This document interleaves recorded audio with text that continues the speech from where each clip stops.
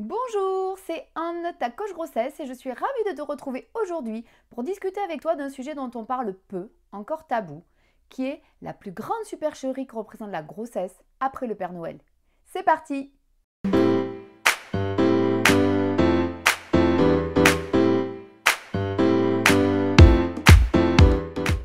Bonjour, je suis Anne Rivière, ta coach grossesse, fondatrice de la chaîne et de la page Facebook La Grossesse dans le Move, sur lesquelles je t'invite à t'abonner dès à présent. Je suis maman de 3 loulous et sage-femme de formation. Alors pendant plus de 10 ans de pratique, j'ai accompagné des centaines de femmes, de couples sur le chemin de la maternité, et aujourd'hui je recentre mon activité en ligne pour t'accompagner à ton tour dans ce moment magique de ta vie de femme et t'apporter des conseils précieux pour que tu vives une grossesse la plus sereine possible et t'amener à un accouchement le plus serein et naturel qui soit. Voilà, je te donnerai également des astuces pour ta nouvelle vie avec ton bébé lorsque tu rentreras à la maison et pour les semaines et les mois qui suivront l'arrivée de ce bébé dans ta vie. Alors aujourd'hui, comme je te l'ai dit, on se retrouve pour parler de quelque chose qui est tabou, d'un sujet dont on parle peu finalement, qui est le fait que la plupart, en tout cas beaucoup de femmes enceintes, lorsqu'elles se retrouvent enceintes, se retrouvent confrontées à quelque chose de complètement terrifiant. Alors je sors d'un coup de fil avec une amie, Aurélia, qui est enceinte de son premier enfant et qui m'a dit la chose suivante.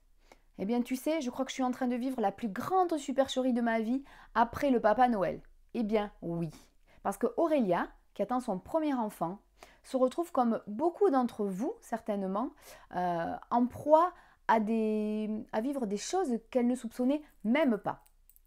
Aujourd'hui, c'est vrai que on arrive à avoir un bébé quand on le souhaite, avec la régulation des naissances, on programme les bébés, on programme les choses, et même lorsque cette grossesse est désirée, souhaitée, attendue, elle peut venir nous chambouler dès le plus profond de nous lorsqu'on se retrouve enceinte. Je m'explique.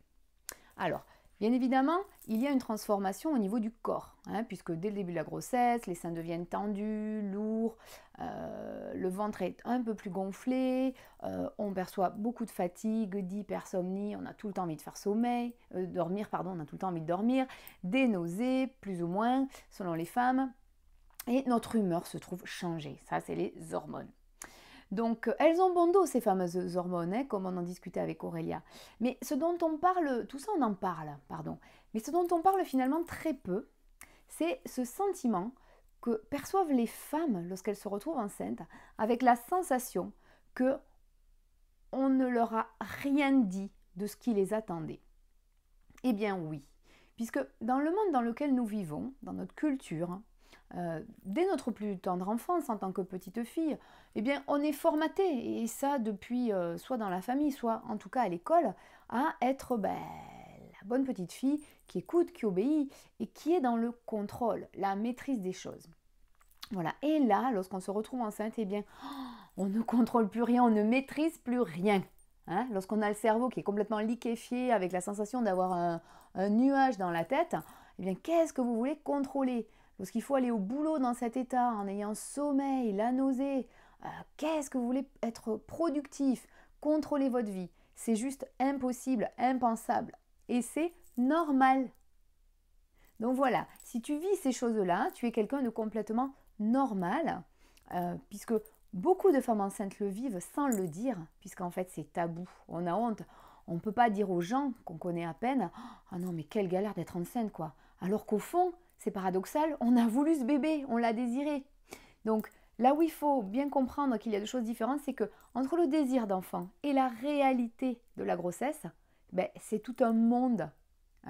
Le fossé est énorme. D'où l'importance de bien s'entourer de personnes bienveillantes, de se former à cette maternité, puisque la transmission mère-fille n'existe pas ou très peu dans nos cultures.